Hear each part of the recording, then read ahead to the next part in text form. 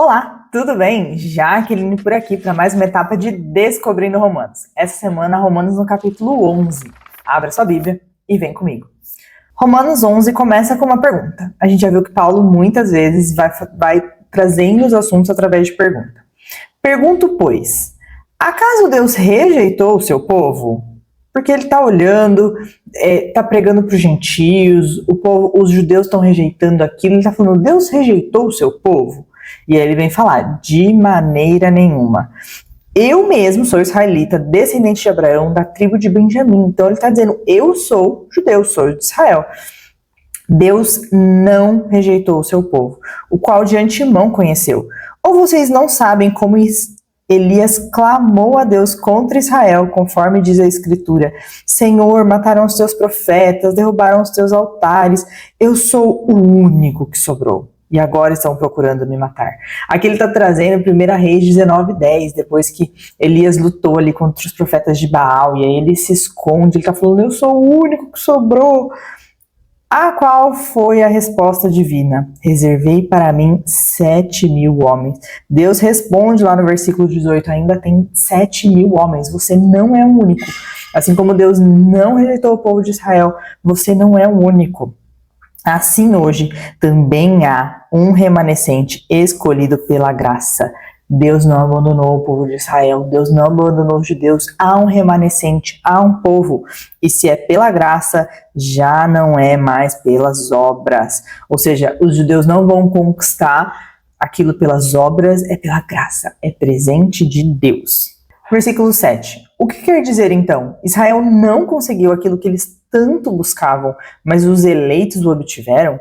Os demais foram endurecidos, como está escrito, Deus lhe deu um espírito de atordoamento, olhos para não ver e ouvidos para não ouvir.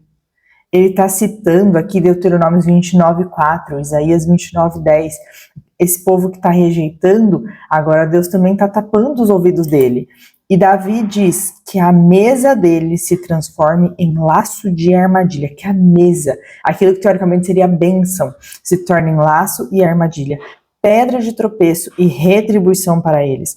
Escureçam-se os olhos para que não consigam ver e suas costas fiquem encurvadas para sempre.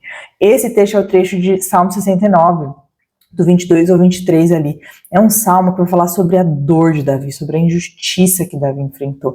E no meio do salmo, Davi fala então que a mesa deles, que aquilo que seria a bênção, seja uma armadilha. Que eles, em outras palavras, olhem para tudo aquilo de bom e esfriem, esqueçam de Deus e aquilo se torne pedra de tropeço.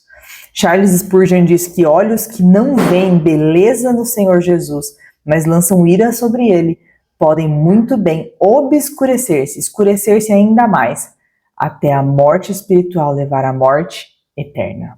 Davi está falando então sobre esse povo que vai se afastar completamente de Deus. E Paulo está falando aqui desse povo que está com os olhos escuros, o povo de Israel que não está vendo, que abandonou, que não aceitou Jesus. O povo de Israel, ele desobedeceu a Deus muitas vezes. Deus ficou bravo com eles muitas vezes, permitiu que eles sofressem punições muitas vezes, né? Mas o povo estava olhando aqui, então Deus nos abandonou, e Paulo está provando não, Deus não os abandonou. Ele está provando, eu sou israelita. E Deus não rejeita seu plano por causa do seu grande nome. 1 Samuel 12:22 diz, por causa do seu grande nome, o Senhor não os rejeitará, pois o Senhor teve prazer em torná-lo seu próprio povo. E aí Paulo traz mais uma pergunta, novamente eu pergunto, acaso tropeçam para que fiquem caídos? Então esse povo de Israel que está abandonando, ou seja, que está tropeçando, eles vão ficar lá para sempre? Deus vai esquecer deles? Ele é categórico dizendo de maneira nenhuma. Ao contrário, por causa da transgressão deles, veio salvação para os gentios, para provar ciúmes em Israel. A gente já viu isso aqui na semana passada, sobre os ciúmes, né? Aqui ele está citando Deuteronômio 32:21, que é exatamente falando sobre provocar ciúmes. Esse verbo no grego significa provocar um desejo zeloso, essa vontade, é um estímulo ao arrependimento. Os ciúmes aqui não é um sentimento negativo, é uma resposta emocional planejada de Deus. Quando os o povo judeu olhasse para os gentios que estavam vivendo na graça, no amor de Deus, eles iam ter ciúmes, iam querer buscar isso que eles tinham.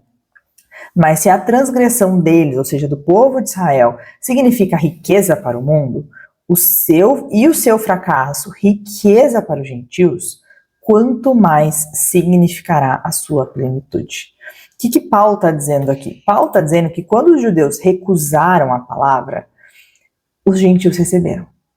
Paulo ia lá na história, quando você olha, ele ia lá para as sinagogas, pregava para os gentios ou para os judeus o perseguiam e aí Paulo saía e ia pregar para os gentios.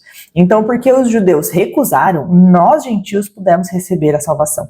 Então, a transgressão deles, o fato deles terem recusado Jesus, permitiu que nós recebêssemos essa palavra. Mas, ou seja, isso se tornou em bênção para nós.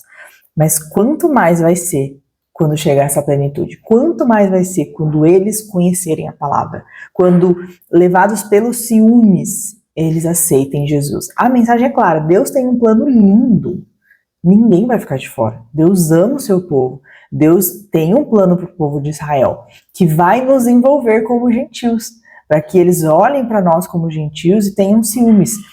E Deus ama a todos, a salvação vem para todos. E essa salvação vai chegar para esse povo. Há um remanescente, há um povo que vai se voltar a Jesus e que vai levar o evangelho para todos aqueles. Que a gente possa olhar para esse trecho e dizer, Deus não rejeitou ninguém, Deus não abandonou ninguém. Aqueles que caíram podem se levantar, porque Deus tem um plano de amor, um plano lindo que vai ser executado. E ligando com a aula da semana passada, em que a gente estudou sobre Romanos 10, mas como crerão se não há quem pregue? Que você possa ser essa pessoa que vai pregar.